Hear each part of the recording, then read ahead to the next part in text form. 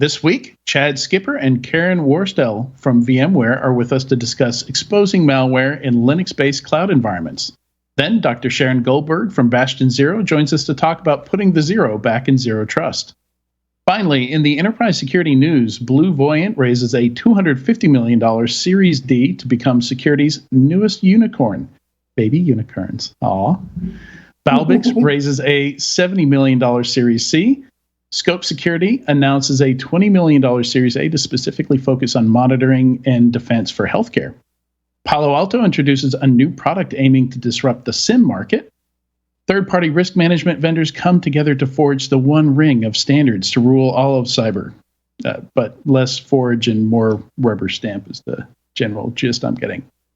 Signal Science founder, former Etsy CISO, and honorary Level 80 DevOps wizard Zane Lackey is now a general partner at Andreessen Horowitz. All that and more on this episode of Enterprise Security Weekly. This is Security Weekly, for security professionals, by security professionals. Broadcasting live from G-Unit Studios in Rhode Island, it's the show where we talk security vendors and aren't afraid to name names. It's Enterprise Security Weekly.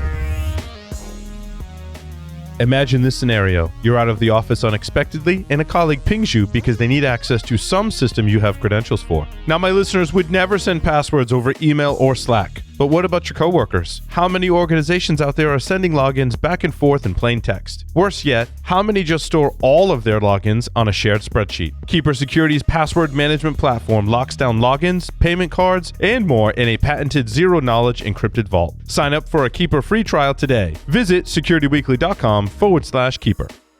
Endpoint security is designed to protect every device in your fleet, wherever it may be. These days, that can be a lot of different places. Find out how HP Wolf Security uses emerging strategies like application isolation, along with a zero-trust approach and framework to give you a powerful, manageable, usable solution to your growing and increasingly spread-out security challenges. Learn how HP Wolf Security can make a difference across your endpoints at securityweekly.com/HP Wolf. Welcome to Enterprise Security Weekly and happy National Soup It Forward Day, which I will explain in a moment. This is episode 263, recorded on Thursday, March 3rd, 2022. I'm your host, Adrian Sanabria, and joining me is Katie Teitler. How are you, Katie? I am well. I am interested to understand what the national day is. I'm not quite sure I understand. All right, so Soup It Forward. The idea here is make up your favorite soup and deliver it to someone you know who could use the warmth and of kindness in their life. Make up your favorite soup. And I like it because I just made a huge batch of black bean soup not 2 days ago. There you go. Somebody at my company posted on our cooking channel a delicious looking ramen recipe. So that's probably the next soup I will make. Awesome. Yeah, that sounds good. And mixing up our co-host soup here at Security Weekly today, also joining us is Tyler Robinson. How are you, Tyler? I'm good. How are you? Does that mean I'm like the spice to your soup then? Or maybe I'm the broth? I don't know. I think it's up for debate. Yeah, I would definitely, I would say you add flavor. I would say that much. All right. One announcement here. Don't miss any of your favorite Security Weekly content. Visit securityweekly.com/subscribe to subscribe to any of our podcast feeds and have all new episodes downloaded right to your phone. You can also join our mailing list, Discord server, and follow us on social media and our streaming platforms. And just want to add that, we do stream live on Twitch and YouTube, and engagement's always great there. We watch the stuff there. Any likes, subscribes, and comments on our stuff, we do check that out, and we do respond to that stuff. So feel free to engage if you have any questions or any comments on anything you see or hear. All right, our first interview is sponsored by VMware. Today's topic is exposing malware in Linux-based cloud environments. And we are excited to have not one, but two folks from VMware with us today. First, Chad Skipper, Global Security Technologist. Hello, Chad. Good day, Adrian. Nice to see you again, my friend. Thanks for having us on again. We look forward to talking about, upticks that we're seeing in the multi-cloud environment relative to Linux and all the flavors of different type attacks called out in this report. So I'm looking forward to it. Yeah, me too. And also with us, as if you're watching today, you might have noticed, we have Karen. And Karen, I stumbled a little bit on your name. Yeah, I wanted to put like a Worstell in there, but you tell me how to say your name. Sorry. Karen Worstell. Yeah. You're close. Good enough. Yeah. And you are a senior cybersecurity strategist, correct? Yes, with VMware. Yep. Yeah. And thank you for inviting us. Yeah, absolutely. Yeah, no, I'm looking forward to this one. So we've been looking through the research here. If you go to the show notes for today's episode, securityweekly.com/ESW263, you can find a link to this report. And not only a report, but I was kind of surprised to find malware samples there as well. That's right. Malware samples. We were giving you the data sets. So if you go to blogs.vmware.com/security, right there at the top page is that security report. When you download the report, you have access to the samples in which we used, right, to create confusion matrix is what we've called it, simplistic binary validation, those types of things. So yeah, you can download it via GitHub. So yeah, we're just giving everything away today. Giving us the goods. I like it. So first off, I understand, Chad, you're here to provide the technical side and Karen, you're here to provide kind of the bigger, more zoomed out picture of what's going on here. So before we dive in, please give us a bit of each of your backgrounds and what each of you do at VMware. And I'm going to start with you first, Karen. Sure. I've been at VMware since last July. After a career over the last 30 years in cybersecurity, where I held multiple roles as a Chief Information Security Officer, also research and engineering. And today, what I really focus on is talking about strategy at the top level. How do we pull all of this together in this super complex world? And where to focus our attention, and energy, and how to take some of the complexity out of the environment so that complexity is the enemy of security. So how do we make that all work together better? And then I rely on all of the great technical information from people like Chad and the team at VMware to inform us at the detail level.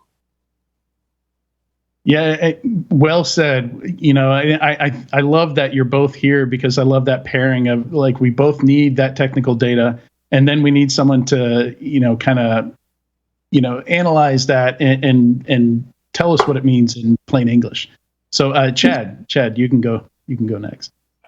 Absolutely. Thanks, Adrian. Chad Skipper. I've been same as Karen. I've been in the security industry for almost 30 years now.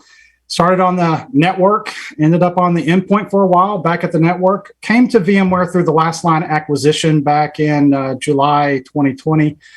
My role here at VMware is the global security technologist. So it's connecting the dots between the technologies that we have from a security perspective and really show from an architectural and intelligence how we gain that observability and visibility into, not just the endpoint, but the network itself, as the network is considered the ground truth, and how we take all of that and able to provide, security solutions that, stops, these advanced threats and reduces the dwell time. So that's my core focus here is from a technology standpoint inside of VMware. And I've got to say, you both have very cool backgrounds. I love the license plate, Karen, and then the Galaga machine over there. Chad, those are great. Yeah, you got to have some reprieve sometime during the day. So you just go flip that thing on and take you back to the 80s. Yeah. Excellent. Yep. So yeah, looking at this report here, kind of my first question, like we've seen criminals go after Linux machines before, but it was more, it was either very rare or it was in the IoT space. We saw Mirai build a whole botnet, but it just happened to be Linux. Like it wasn't that they were going after Linux; they were going after these IoT devices with default credentials in them that just happened to be running Linux. So the malware, of course, had to be Linux compiled for like a dozen different CPU architectures for Linux. So I guess my question here, and maybe this is a question, you guys decide who this is a question for. I'm not sure, but why Linux? Why now? I guess is the big question. You want me to? I'll give you my opinion, and then Chad, you want to chime in? Yep, not a problem. It's cybercrime has always been a crime of opportunity, and the more Windows being a target was a product of so much Windows in the world, and also some other factors around political geopolitical issues. We now have like 78% of the websites in the world all run on Linux. So it's a gigantic target from an opportunity standpoint.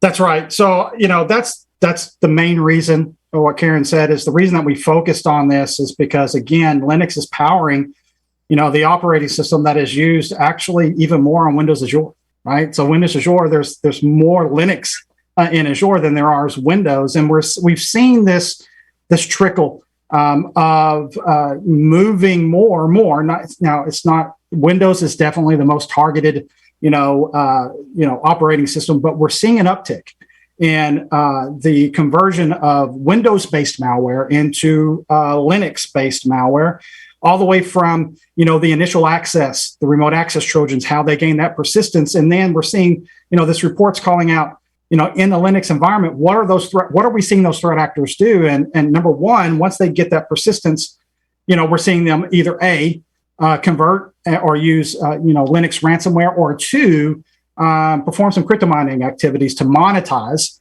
right, those CPU resources. So that's why we wanted to focus on it, specifically on what we're seeing from the telemetry, both on the endpoint detection response and the network detection response capabilities that we have within VMware.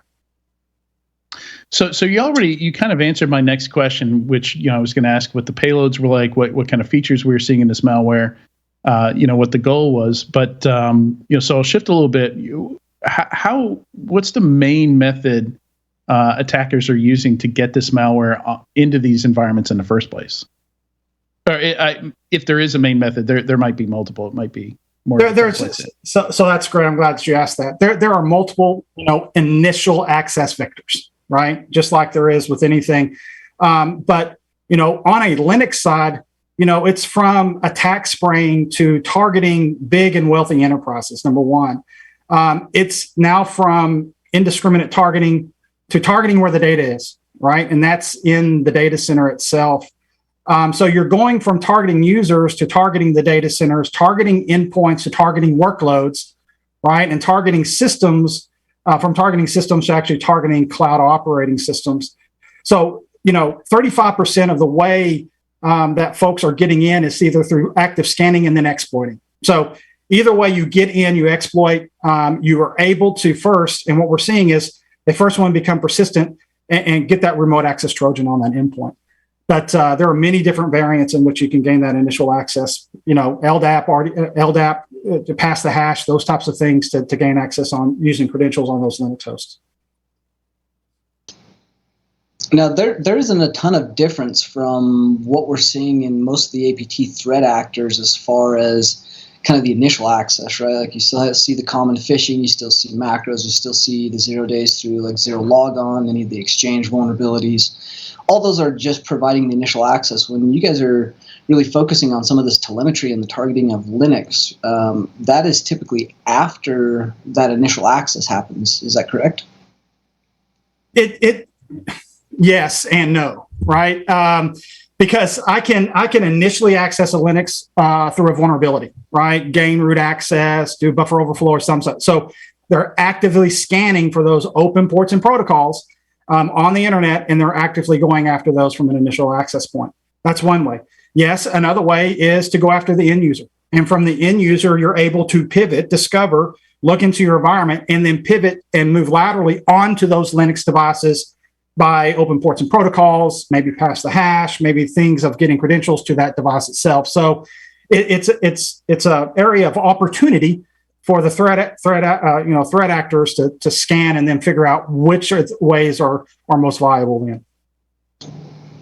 Yeah, I think one of the real big things I'm curious about some of the telemetry you guys have seen. Like the report looks fantastic. You're covering a lot of the stuff that we're seeing and with inside of a lot of these actor groups, like very active in some of the forums. And I'm curious some of the telemetry around hypervisors, the difference between like the on-prem and the cloud, and what kind of novel attacks are we starting to see against those particular devices where they are a Linux base, but they're not maybe a traditional Linux kernel.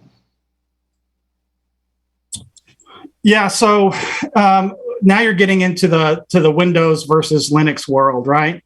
And so what we see is on a Windows world, we see a lot of user activity. I mean, that's where the users are. In a Linux world, it's a workload of some sort that's running a service, so you're not having a lot of user activity on that, and it's just providing that service. And what we're seeing from a threat collection standpoint is things like REvil, DarkSide, Black Matter, and they're all relative. They have some similarities, as you called out in the threat report. They have code and stream similarities that we're able to see where these threat actors are taking parts of this and delivering themselves.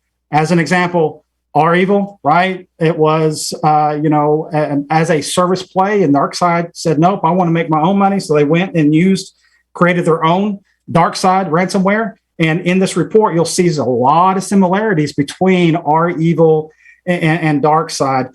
And then you get over to Hello Kitty, and some older threats, even Erebus and Gunnacry, some of the same telemetry that we're seeing relative to strings and how we're able to extract those from an ELF perspective or the binary, and then provide that across family around those code similarities.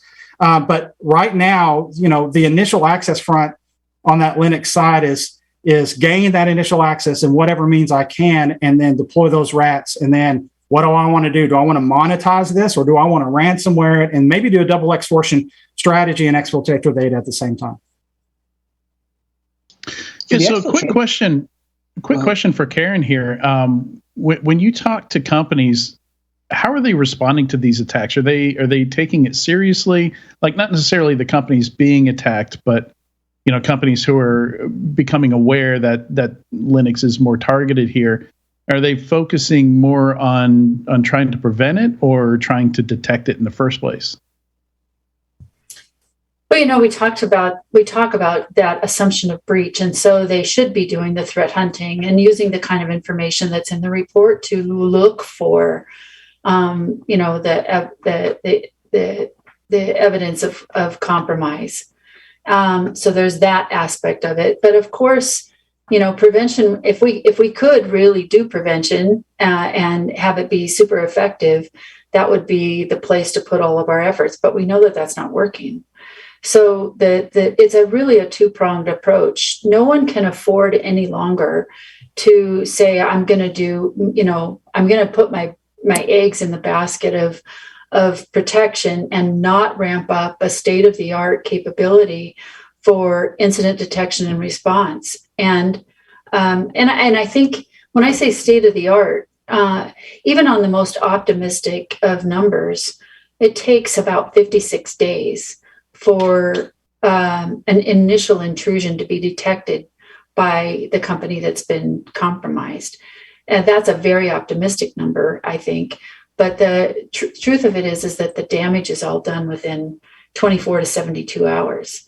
And so we've got to make sure that people understand they've got, they can't assume that people aren't going to get access, because the initial access brokers are out there. They've probably done the work for you. You can just buy it.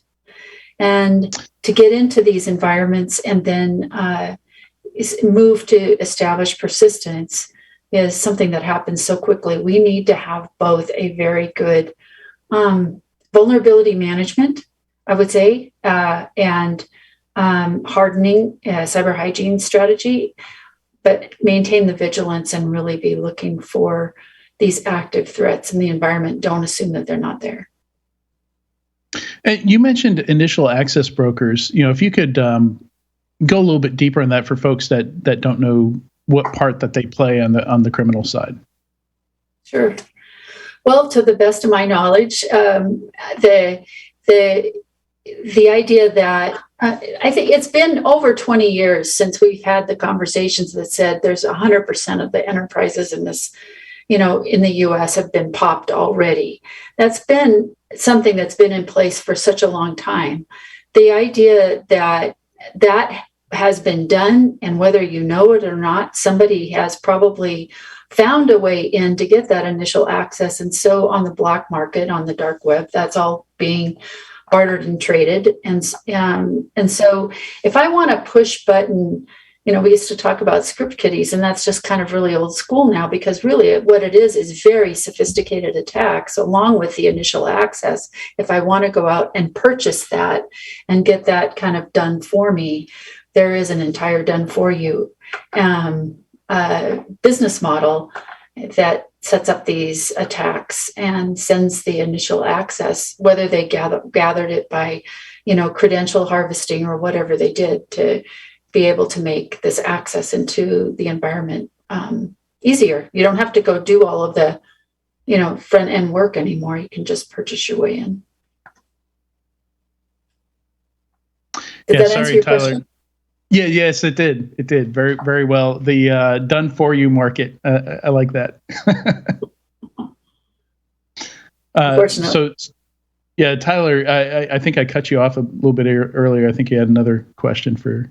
No, that's fine. I was just thinking through like some of the ransoms that we're seeing and the scale at which some of these actors are playing. When we start talking about Linux, what actually runs on Linux, you get into some really scary scenarios with the hypervisor on cloud, or even hypervisor on hypervisors with inside of cloud environments that are managing large SaaS application, critical business applications. Even with inside of environments, ESXi servers or clusters, those are all where data stores live and critical servers typically live for that data. So are you guys typically seeing them access those directly through the Linux systems, or are you seeing things like hypervisors being abused in order to grab VMDKs or data store sets and exfilling those on like ESXi CLI? Yeah, it's a great question. We're seeing more right now. What the data that I'm seeing is more across the operating system than within the hypervisor itself, right? And in fact, a little bit of where VMware is placed, we're actually placed within the hypervisor across the operating system. So within the NSX, within the virtual cloud framework that VMware has, we instantiate within that hypervisor, which allows us to see all the traffic north, south, and east, west within that organization.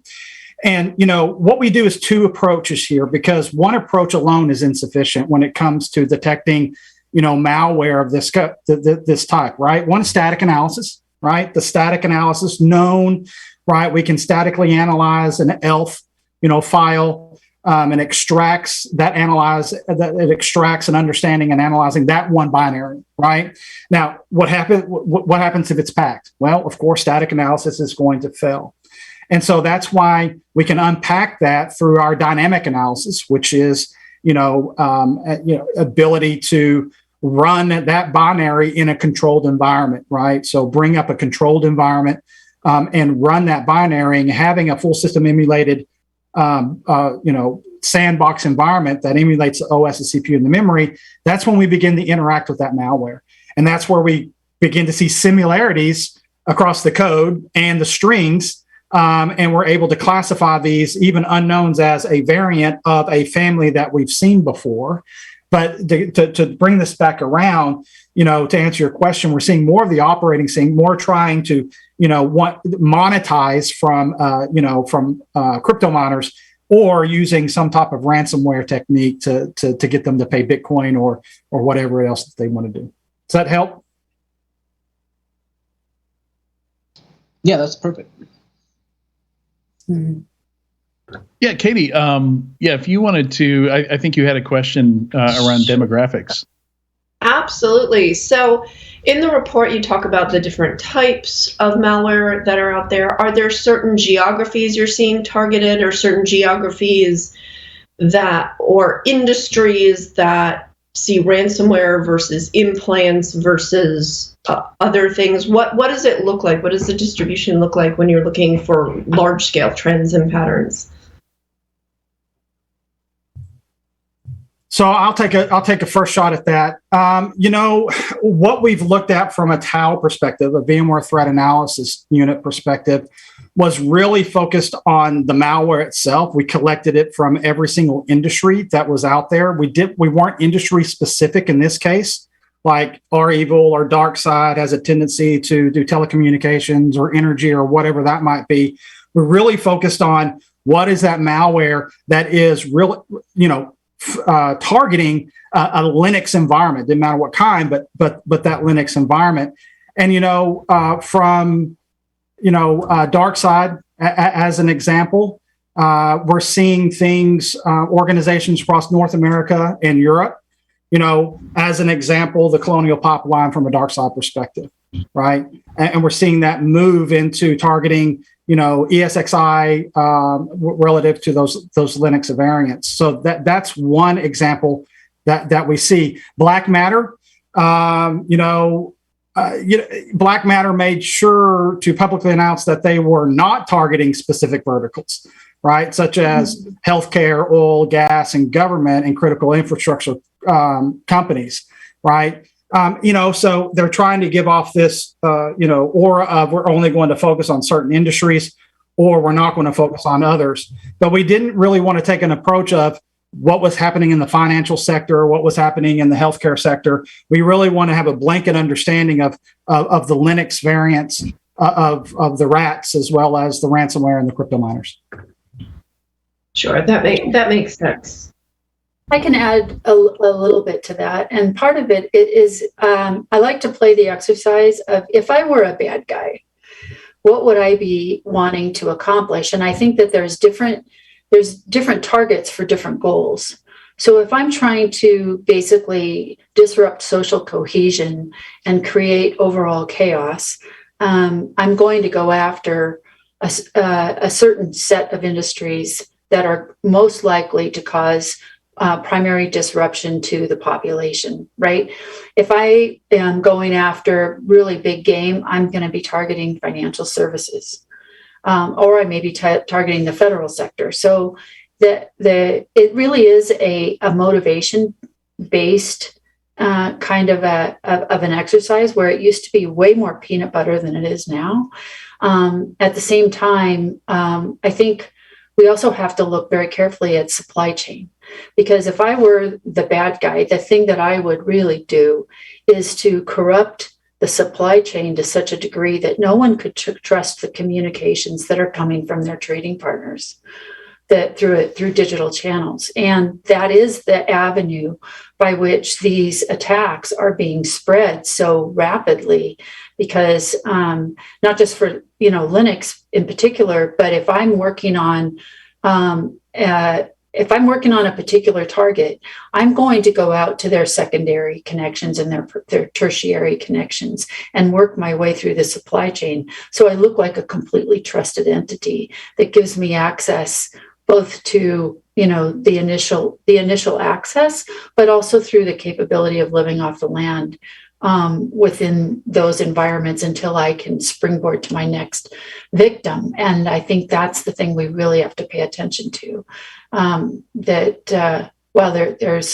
There's plenty of opportunity now with sleeper cells throughout the environment, that's something that we're going to have to be aware that supply chain is not trusted, and that's a very common avenue for entry. Wouldn't that motivation also be a pretty good indicator of either a misinformation campaign or whether it's a nation state versus someone like a ransomware gang after monetary things, whether that's disruption or chaos or monetary values? And that supply chain, we are already starting to see that where that double extortions happen, maybe even triple extortions happen. Now we're starting to see the information gleaned from the networks that have been extorted, whether they paid or not. They're making their pivots to their secondary and third level targets of the supply chain or trusted vendors. That's where those connections are now going to become important. The big fish have been fried, and we're looking at a lot of the second and third levels. It's going to be very interesting how that plays out. Yeah. You mentioned triple extortion. Absolutely. We've talked about double extortion, triple extortion. use and abuse of stolen data from your suppliers. And that's just another way, which Karen was talking about, is everybody has third-party suppliers, right? So, you might have a strong defense relative to your proper ecosystem, but when you're letting in others, you got to understand that supply chain. And absolutely, that's where we're seeing a lot of triple extortion come in via data stolen from your own suppliers.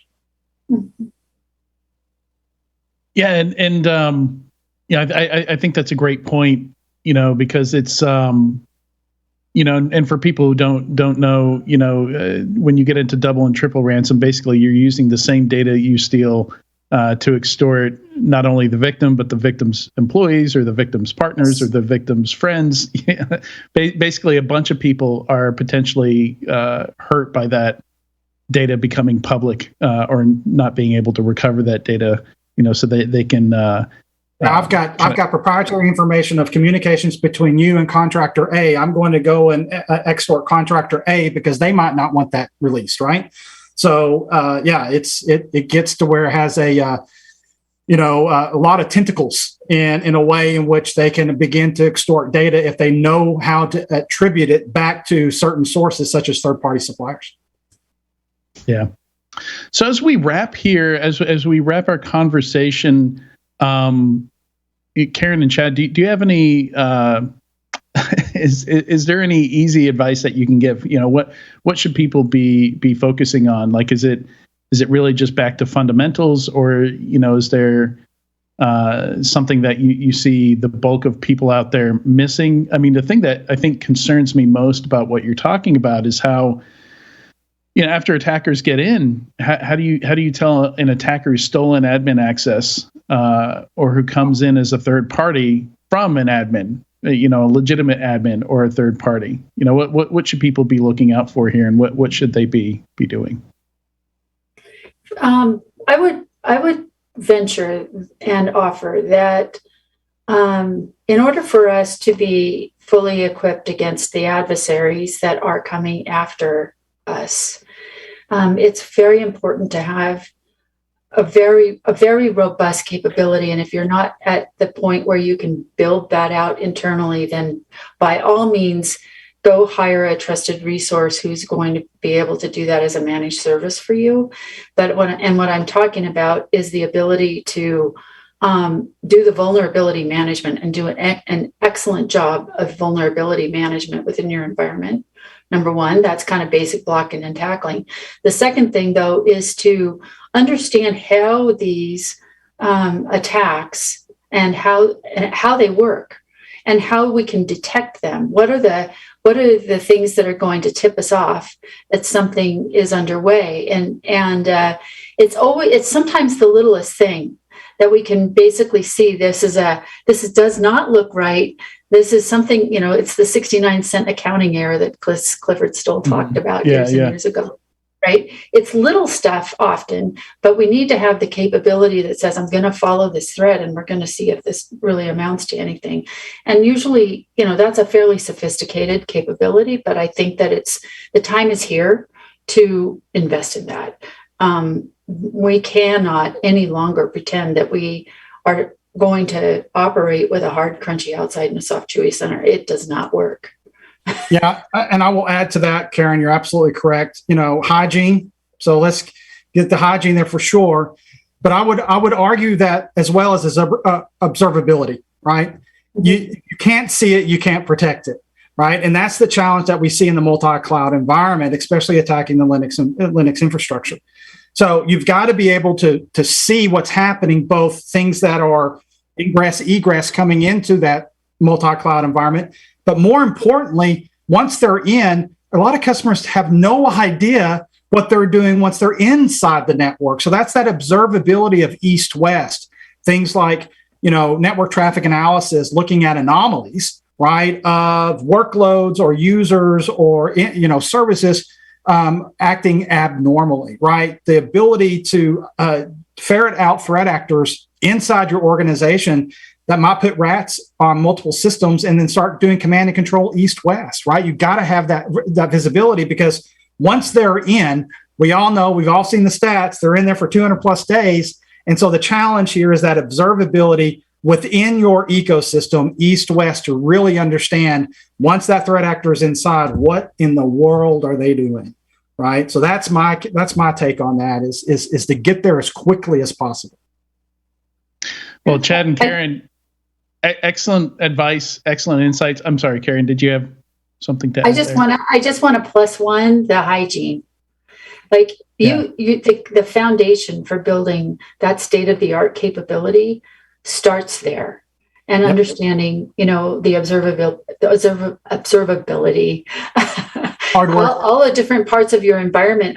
The thing that I run into so often over the years are companies who don't even know what they have, and they don't know where it's at. So, there's just some real fundamentals that companies can do to get themselves positioned to do this much better than we've been doing it in the past. And it starts with cyber hygiene.